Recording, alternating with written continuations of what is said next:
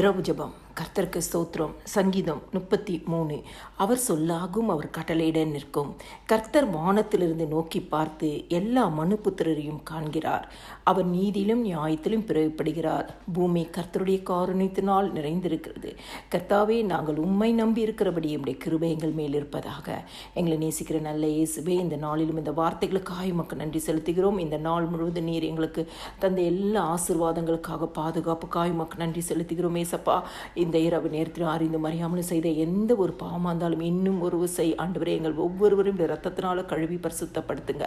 அதிகாலை எழும்பி உம்மை பாடி மகிமைப்படுத்தி உம்முடைய வேத வசனத்தை தியானிக்க உம்முடைய வேத வசனத்தின் வழியாக கர்த்தர் எங்களோடு பேசுவீராக. அப்பா, காலை தோறும் உம்முடைய கிருபைகள் புதியவைகளாக இருக்கிற புதிய கிருபையினால ஒவ்வொரு குடும்பத்தையும் நிரப்புங்க. இயேசு சுவாமி, கிறிஸ்துக்குள் பிரியமானவர்களே, கர்த்தர் வானத்திலிருந்து நோக்கி பார்த்து எல்லா மனுபுத்திரரையும் காண்கிறார். இந்த இரவு நேரத்தில் வசனத்தை கேட்கிற உங்களை கர்த்தர் காண்கிற தேவனாயிருக்கிறார். அவர் நீதியிலும் நியாயத்திலும் பிரியப்படுகிற தேவன்.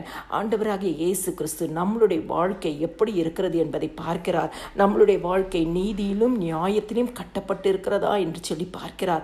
அப்படி அவர் பார்க்கும் பொழுது நம்மளுடைய வாழ்க்கை நீதியிலும் நியாயத்திலும் கட்டப்பட்டு இருந்தால் கர்த்தர் நம்மேல் பிரியமாய் இருக்கிறார். கர்த்தர் அவர் சொல்ல ஆகும், அவர் கட்டளையில் நிற்கும். எத்தனையோ காரியங்களுக்காக ஜெபித்து கொண்டு இன்னும் பதில் வரவில்லை என்று சொல்லி காத்திருக்கிற உங்களுக்கு ஆண்டவர் உங்கள் நீதியும் நியாயத்தையும் பார்த்து உங்கள் மேல் பிரியம் கொண்டு உங்கள் மேல் கண்ணோக்கமாக இருந்து கர்த்தர் இந்த நாளிலும் உங்களுக்கு பதில் தருவார். அவர் சொல்ல ஆகும், அவர் கட்டளையில் நிற்கும். நெடுங்காலமாய் ஆண்டவரே, என் ஜெபங்களுக்கு பதில் வரலையே என்று அங்கலாய்த்து கொண்டிருக்கிற உங்களுக்கு இந்த இரவு நேரத்தில் கர்த்தர் அற்புதங்களை செய்வார். கர்த்தாவே, நாங்கள் உண்மையை நம்பி இருக்கிறபடி உம்முடைய கிருபை எங்கள் மேல் இருப்பதாக என்று சொல்வது போல இன்னைக்கு நீங்கள் ஆண்டவராகிய இயேசு கிறிஸ்துவை நம்பி இருந்தீங்கன்னா அவருடைய கிருபை உங்கள் மேலே இருக்கும். ஜீவனை பார்க்கலும் அவருடைய கிருபை நல்லது.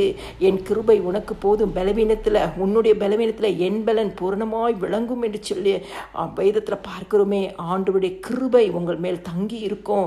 மோசே சொல்றாரு, ஆண்டவரே, உடைய கண்களில் எனக்கு கிருபை கிடைத்தால் கிருபை கிடைத்ததே என்று சொல்லி மோசே சொல்கிறதை பார்க்கிறோம். இன்னைக்கு ஆண்டவருடைய கண்களில் உள்ள கிருபை உங்களை சூழ்ந்து கொள்ளும். கிறிஸ்துவுக்குள் பிரியமானவர்களே, கர்த்தர் உங்களை நோக்கி பார்க்கிற தேவன். நீங்கள் நீதியிலும் நியாயத்திலும் இருக்கும் பொழுது உங்கள் மேல் பிரியமாய் இருக்கிற தேவன்.